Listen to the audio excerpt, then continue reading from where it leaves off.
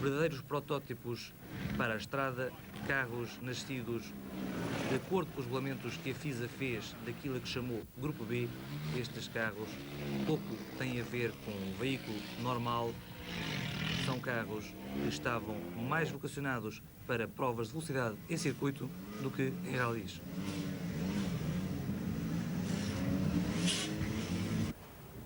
Bento Amaral, a young and very talented Portuguese driver. What does this rally mean to the Portuguese? Well, I think for any Portuguese pilot, really means a big event and really a mark on his story as pilot. In the World Series, it's a very important rally, but is it also for the drivers the most important rally to reach when you drive it? Yes, for the Portuguese is for sure, and I think for a big part of the foreign pilots too. Já no troço da Lagoa Azul, um troço onde corriam normalmente centenas de milhares de espectadores. Era a festa do automobilismo, mas uma festa a que o público se expõe de uma forma perfeitamente desnecessária. Os carros, em 1986, chegavam muito mais depressa do que habitual. Olhá-los à distância era o mesmo que segundos depois tê-los junto do corpo.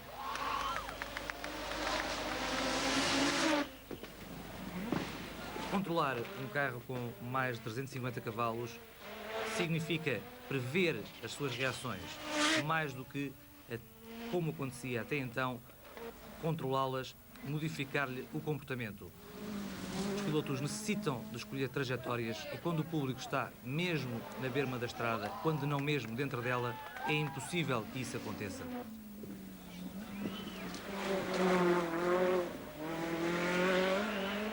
Logo no primeiro troço, houve concorrentes que foram tocados pelo público. Houve necessidade de evacuá-los de ambulância. O Rally Portugal não começou bem. No entanto, tudo viria a piorar com o desenrolar dos acontecimentos. E isso era, de certa forma, previsível a partir de dado momento da primeira especial.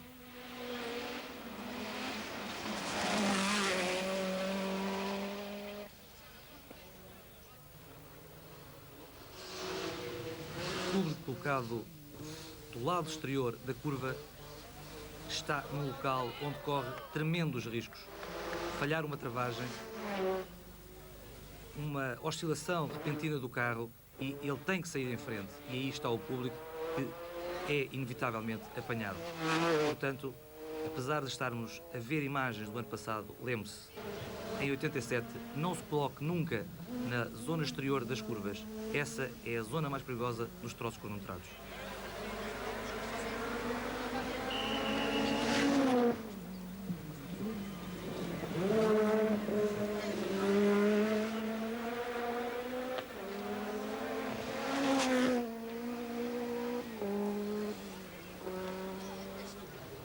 Mas já que falamos em avisos ao público, as imagens que escolhemos para lhe mostrar são o exemplo típico daquilo que não pode acontecer.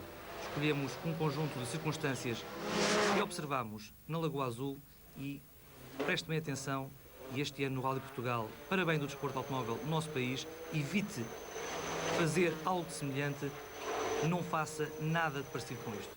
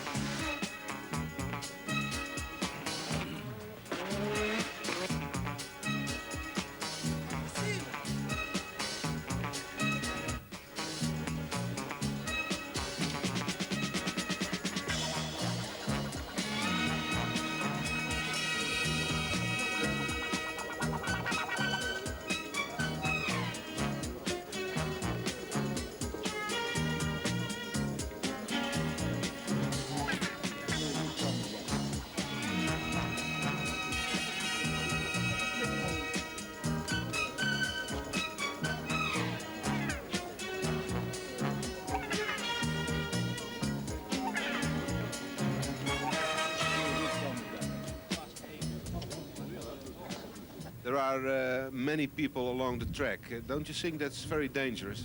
It's too dangerous. It's too dangerous, and they really can't imagine the danger they're passing to. Infelizmente, as palavras de Bento Amaral seriam quase que proféticas. Um pouco mais tarde, o RS-200 português, o carro da Diabolique, iria ser protagonista de um trágico acidente, o qual é praticamente injustificável. Antes ainda de partir para a estrada o carro da Diabolique, temos o campeão nacional Joaquim Moutinho com o Renault 5 Turbo.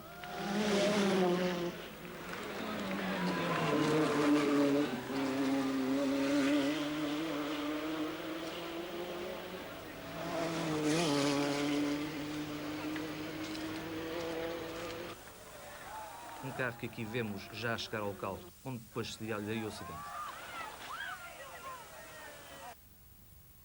Foram as imagens do acidente captadas pela câmara de vídeo de um amador. No entanto, as primeiras imagens conhecidas sobre o que aconteceu na Lagoa Azul foram as imagens de um filme Super 8 que um outro amador captou. Ele próprio assustou-se com a violência do despiste do RS-200 da Diabolique e fugiu, como se pode perfeitamente ver.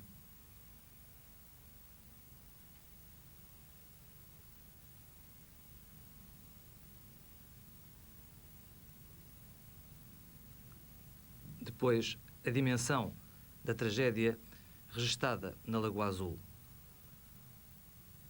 Um acidente onde o público é, sem dúvida nenhuma, culpado, já que o local era bastante perigoso para observar a passagem de carros que atingem velocidades da ordem dos 200 km/h. No entanto, seria aqui que se começaria a levantar, ao longo do ano, uma certa crítica ao tipo de carros que disputam ralis. Os chamados supercarros de Grupo B, como este MG Metro, que passou pelo local e não se apercebeu minimamente da dimensão do acidente. Ele julgou-se certamente que se tratava de mau comportamento do público, não viu o RS-200 fora da estrada e não viu o público ferido.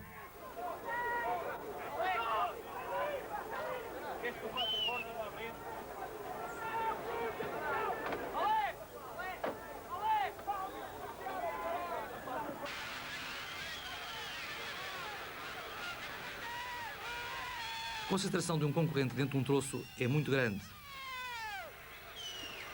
E a velocidade a que se chega a este local, muito dificilmente seria perceptível o que se estava a passar, depois do público estar indisciplinado ao longo do troço antes desta zona. E depois, esse mesmo público tapou completamente a visão do carro acidentado. Portanto, os concorrentes que foram passando não lançaram o alerta no final da classificativa. E sem esse alerta, a direção da prova não podia fazer entrar as ambulâncias no troço.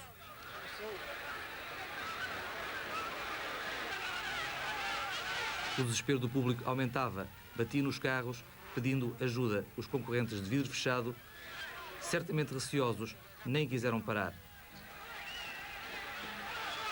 Seria apenas Rufino Fontes, um dos concorrentes do Troféu Visa, que se iria deter. Seria ele que no final da classificativa iria lançar o alerta e só então surgiram as ambulâncias no local para evacuar os feridos.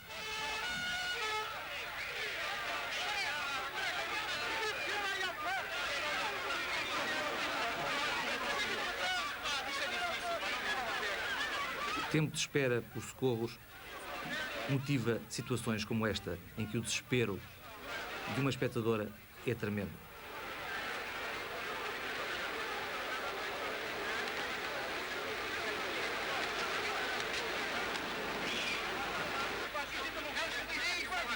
O gajo entrou na curva em despiste. Depois, a chegada ao Hospital de Cascais. Difíceis acessos impediram a chegada total dos socorros que vinham da Lagoa Azul. Muita dificuldade em centralizar os esforços dos bombeiros e da Cruz Vermelha que acorreram do troço ao hospital num autêntico vai-vem, transportando dezenas de pessoas. E Santos, como é que as coisas passaram? Olha, ainda estou um bocadinho nervoso, pois foi bastante aborrecido. E lamento imenso o que aconteceu a todas as pessoas feridas e, infelizmente, as pessoas que faleceram. Pois tudo isto é bastante difícil, devido ao meu estado ainda neste momento. Eu sei é que desde a primeira curva que fiz, que me via aflito sempre com o público, quer dizer, não era o público que fugia de mim, era nós que estávamos a ter que fugir do público. Onde acontece o acidente na curva anterior, que é uma curva sobre uma lomba que se faz a fundo, eu aí toco em alguém, portanto eu corrigi, uma vez que vi que senti tocar nas pessoas, desequilibrei-me um bocadinho, as pessoas ao fundo na curva à esquerda. Onde se tinham dado o acidente eram seguras para ele, não era agora, de um momento para o outro, que iriam deixar de ser. Portanto, Moutinho voltou à estrada e passou a controlar os acontecimentos do ponto de vista desportivo. Inicialmente, o piloto da Renault foi seguido pelo italiano Del Zoppo.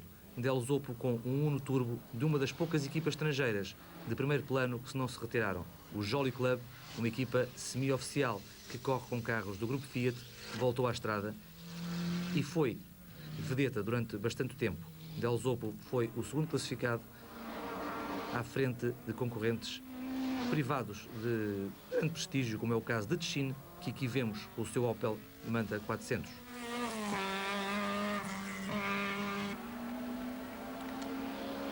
Fritz Singer, um alemão piloto e preparador que deu nas vistas neste Rally de Portugal, com um carro perfeitamente adaptado ao asfalto, mas que depois viria a conhecer alguns problemas nos troços de terra.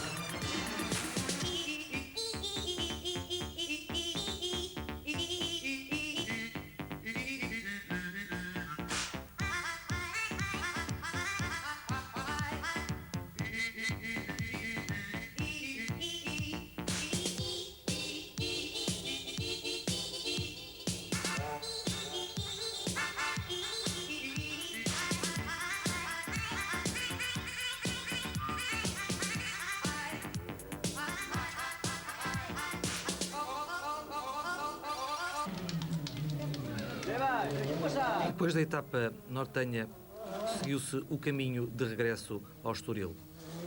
Nesta altura da prova, Del Zoppo pouco ou nada podia fazer contra o competitivo Lancia de Carlos Bica, que iria surgir cada vez mais perto dele. No entanto, a prova do italiano com um carro de reduzida potência, um carro praticamente desconhecido entre nós até o momento, foi brilhante contra este Lancia de Carlos Bica. Carlos Bica bastante cauteloso ao longo de toda a prova, nunca arriscou, jogou pelo seguro. Para ele, o segundo lugar satisfazia-o perfeitamente desde o início da prova.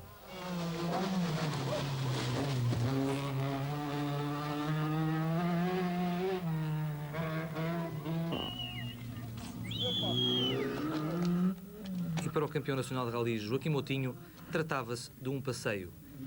Para ele, o mais importante era andar devagar, poupar a mecânica, de forma a chegar a Lisboa. Chegar a Lisboa significava vencer uma prova de campeonato do mundo, algo que à partida nenhum português poderia sonhar. No entanto, devido aos acontecimentos, Moutinho conseguiu chegar ao primeiro lugar.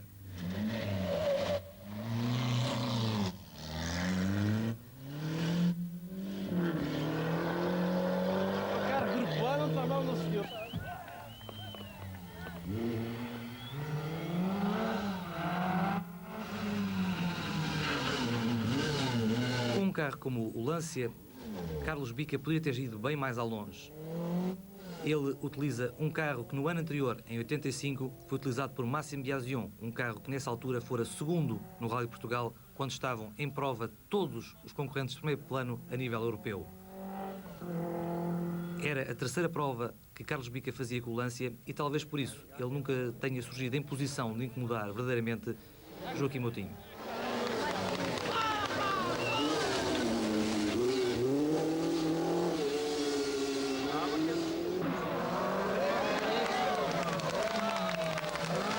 Numa altura em que tudo estava decidido, apenas algumas passagens mais ou menos espetaculares na zona de mais público motivavam aplausos.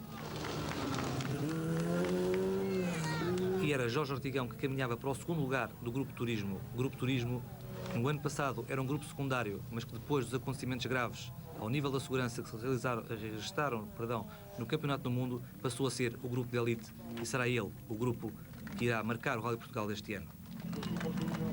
E a chegada dos vencedores ao Estoril. No autódromo, Joaquim Moutinho e Edgar Fortes vão receber as felicitações por uma vitória, mas num rally marcado por um acidente grave, como logo do início, eles não vão abrir as tradicionais garrafas de champanhe.